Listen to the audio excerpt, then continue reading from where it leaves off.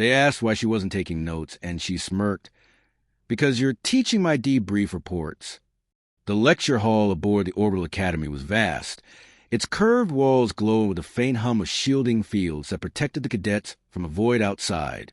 Hundreds of alien cadets sat rigidly in rows, tentacles coiled neatly, spines bristling, mandibles clattering softly as they scribbled their notes onto tablets or scrawled across parchment with pheromone-sensitive inks.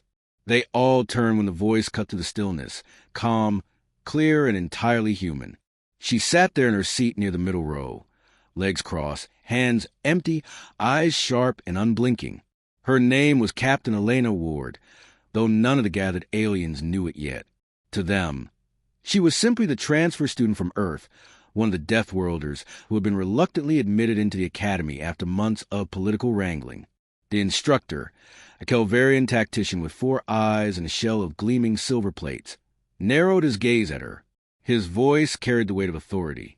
"Cadet Ward, your insolence is recorded. If you will not participate in this lesson on crisis management and post-combat debriefs, then perhaps you should reconsider your presence here." She tilted her head slightly, her lips curving in that infuriating smirk again. "With respect, instructor, I don't need to take notes on how to write a debrief report. Every example you're giving, I've already written, word for word. I lived them." A ripple of unease ran through the hall. The alien cadets exchanged glances, antennae twitching, frills lifting in shock. It was arrogance, surely it had to be, but the way she said it, the weight in her tone, the calm certainty of someone who had stood in fire and didn't flinch, it carried something heavier than arrogance. It carried truth. The Kelvarian instructor stepped closer, plates shifting as he loomed. "Explain." Elena leaned back, arms folding across her chest. Her eyes scanned the room, meeting every curious stare. "When your training sims speak of the Trigon insurgency, I was there. When your slides cover the orbital collapse at Vera 9, I wrote the ground commander's after-action report. And when you lecture about hostage extractions under plasma suppression fire," she paused, her voice colder now, "you're reading my words. They use my reports to train you. So no, instructor, I don't need notes. This is my life you're teaching." The silence that followed was suffocating. The Kelvarian's mandibles clicked once, sharply, betraying unease. The cadets whisper among themselves, disbelief mixing with fear. A slender Zathian raised a spindly arm, voice quivering. "You mean to say you were present in those battles? A human?" Elena's gaze softened, but her voice remained steady. "Present, yes. Survived, too, which is more than most can say." The instructor pressed, his pride wounded, his authority challenged. "If what you claim is true, then your presence here is unnecessary. Why attend the academy at all?" Her smirk faded, replaced with something far sharper, almost predatory. "Because I want to see how you're training the next generation. I want to know if the people I'll fight beside one day are being taught to survive, or just to die with neat paperwork attached." That silenced them more effectively than any reprimand could have. The lecture hall held its breath. For a moment, everyone saw her not as an arrogant Death Worlder cadet, but as something else, a soldier carved by fire and steel, sitting among them like a predator disguised in student uniform. The Kelvarian shifted uneasily, then resumed the lecture, but every eye remained on her, every note written with a little less confidence. Because now, the aliens realized their lessons were not theory to her. They were scars. Later, in the mess hall, she sat alone with a ration bar, ignoring the curious stares. A group of cadets finally gathered the courage to approach. The Zathian again, his eyes wide with something like reverence. "You really wrote those reports?" Elena looked up, chewing slowly. "I didn't write them for fun.